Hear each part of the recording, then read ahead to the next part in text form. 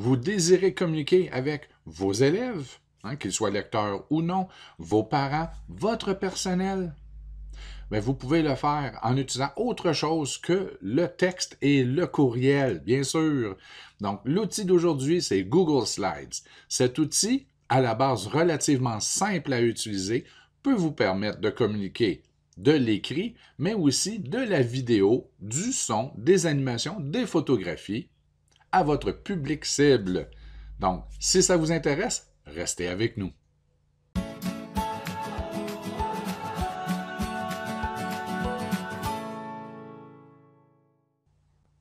Donc, que vous soyez un enseignant ou enseignante qui voulez publier un plan de leçon plus interactif, intéressant, agréable, en particulier s'il s'adresse à des élèves non lecteurs. Donc, c'est une possibilité. Que vous soyez une direction qui désirez avoir une publication mensuelle ou encore hebdomadaire à votre personnel. Donc, ça aussi, c'est possible. Un intervenant, une intervenante qui désire rejoindre les parents des élèves de l'école, c'est encore une autre situation. Google Slides peut vous aider. Donc, Google Slides est l'équivalent, chez Microsoft, c'est l'équivalent est PowerPoint. Donc, allons-y. Comment fait-on pour se rendre dans Google Slides? Vous ouvrez votre navigateur, un onglet, vous vous rendez à la page Google et vous vous assurez de vous brancher avec votre compte scolaire, donc votre adresse courriel et votre mot de passe actuel que vous utilisez au centre de service. S'il s'agit ici d'un compte personnel, alors vous pouvez choisir « Ajouter un compte » et ajouter votre compte scolaire. Une fois que ça sera fait, à partir du lanceur d'application, vous pouvez choisir Slides. Moi, personnellement, je préfère toujours aller dans Drive, sélectionner l'endroit où je désire enregistrer mon fichier. Mais si vous voulez garder ça simple, vous pouvez choisir Slides. Allons-y. Et vous êtes maintenant dans l'interface d'entrée de Google Slides. Vous avez des modèles qui vous sont présentés. Vous pouvez aussi consulter des sites tels Slidesmania, SlidesGo, Slides Carnival, qui vont vous offrir des centaines de modèles de slides incroyables à utiliser, donc de présentations incroyables à utiliser, tels ces modèles ici. Mais allons-y avec une page blanche, le plus simple possible. Là, l'important dans cette présentation-là, c'est pas autant comment faire pour ajouter des gadgets, des bébelles, mais bien le principe de partage. Donc, je vais laisser la page blanche, je vais ajouter un titre, donc on va l'appeler, oups, pardon.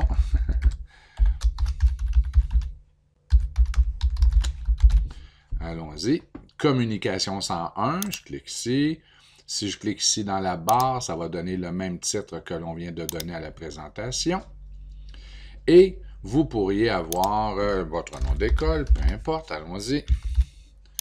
Vous désirez ajouter une diapositive, vous cliquez sur le plus, ou si vous désirez choisir, vous cliquez ici sur la petite flèche. Donc, moi, je désire que ma seconde diapositive ressemble à celle-ci.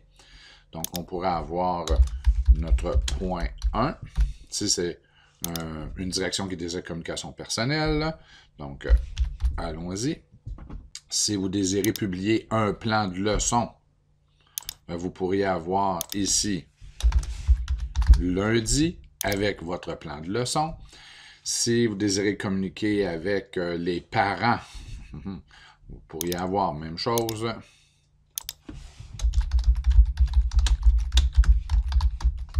Et voilà. Donc, on comprend le principe. Donc, vous créez votre présentation. On pourrait faire la même chose avec PowerPoint. Par contre, les options de diffusion dans PowerPoint sont légèrement plus limitées. C'est la raison pour laquelle on privilégie pour la diffusion l'utilisation de Google Slides.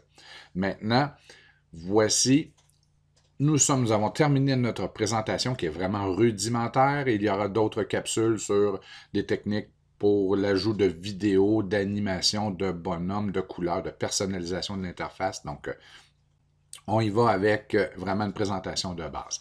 Maintenant, vous êtes prêt à partager votre présentation à vos élèves, aux parents, à votre personnel. Il y a 2 méthodes pour le faire et là, vous devez faire un choix. Ou encore, vous pourriez utiliser les deux, mais voici la démonstration. Donc, première méthode, c'est de distribuer votre fichier en lecture seulement, mais avec cette interface-là. Donc ça, c'est possible. Si je viens ici, dans le bouton « Partager », on va lui donner quelques secondes. Pardon. On semble avoir une difficulté avec Internet. Ah, et voilà. Donc, dépendant à qui vous vous adressez, allons-y avec le cas le plus large possible, les parents d'une école. Donc, je désire partager en lecture seulement à n'importe qui obtiendra le lien. Donc, j'enverrai le lien uniquement aux parents par courriel ou avec un autre outil. Donc, obtenir le lien, moi, je vais limiter en ce moment, c'est uniquement les gens dont le nom apparaît là. Je vais remplacer par, non pas centre de service, puisque les parents n'ont pas de compte scolaire, mais bien tous les utilisateurs disposant du lien. Évidemment, on envoie le lien qu'aux personnes désirées. Donc, tous les utilisateurs et utilisatrices disposant du lien pourront lire. C'est ce que je veux. Je copie le lien. Je termine. Et dans mon presse-papier, j'ai actuellement un lien. Regardez, je pourrais le copier ici pour vous le montrer. Si je fais CTRL-V ou encore coller, j'ai ce fameux lien-là qui me dirigera vers la présentation. Donc, allons-y avec une démonstration. Le parent qui recevra le fameux lien va cliquer sur le lien et ça l'amènera ici. Il ne pourra pas effectuer aucune modification. Par contre, il va pouvoir voir en vignette à gauche les diapositives, donc l'entièreté de la présentation. Il y a beaucoup de pertes d'espace, mais quand même, ça donne une liberté. Le parent peut cliquer pour passer d'une diapositive à l'autre. Donc, ce qui est vraiment intéressant lorsque le document commence à être plus long. Mais il y a un « mais ». OK, ça fonctionne sur tous les appareils en passant, là. Ça, c'est pas le « mais », là. Ça fonctionne sur les appareils que vous utilisez un téléphone cellulaire vieux de 10 ans ou encore l'ordinateur le plus puissant de la planète. Ça fonctionne très bien lorsque vous partagez le lien. Le « mais », c'est que c'est plus petit. Lorsque vous avez cette interface-là sur un téléphone cellulaire, mais la diapositive, elle est plus petite. Donc, il y a aussi une autre façon de partager. Donc, la première façon, celle qu'on vient de voir, pour la partager dans le lecteur, comme ça, dans l'interface d'édition, même si les gens ne peuvent pas modifier, c'est de cliquer sur « Partager » et ici, d'obtenir le lien, de le modifier pour que tous les internautes peuvent consulter le document. D'accord. La deuxième façon, celle que l'on aime bien parce que ça donne vraiment un look professionnel à votre présentation, c'est de venir sur « Fichier » et de choisir « Publier sur le web ». On va vous donner des options. Vous ne touchez à rien. Vous n'avez qu'à cliquer « Publier ». On vous demande de confirmer. On le fait. Et là, vous avez un grand lien ici. Je vais le copier dans mon presse-papier. Et regardez bien la différence. La première fois, on partageait dans ce format-là notre présentation.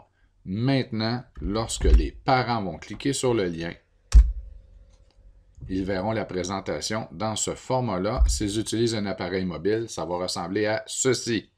Donc, en mode plein écran. Et en cliquant, pourront changer d'une diapositive à l'autre et pourront tout simplement, en faisant échappe, escape, sortir de la présentation. Donc, deux façons de partager, à vous de déterminer celle qui répond le mieux à vos besoins. Vous pouvez partager avec le bouton « Partager » et distribuer votre présentation dans le lecteur.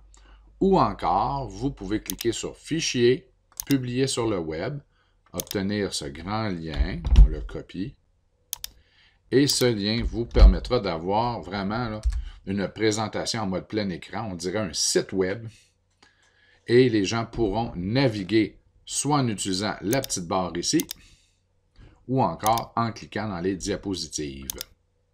Donc, un cas comme l'autre, c'est vraiment aidant.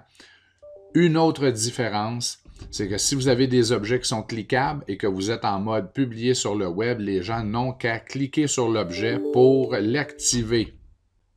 D'accord, pardon. Si vous êtes en mode dans le lecteur et que vous avez un objet cliquable, alors les gens devront cliquer sur l'objet et ensuite cliquer sur le lien associé à cet objet. Donc, un clic de plus. Est-ce que ça fait une différence pour vous? Peut-être que oui, peut-être que non. Donc, c'est à vous de décider. Donc, vous pouvez partager dans l'éditeur, dans le lecteur ou partager directement ici en mode plein écran. Donc, bon partage. Dans les prochaines capsules, on va aller plus dans le détail de comment rendre votre présentation intéressante, agréable, attirante à l'œil. Donc, bonne diffusion!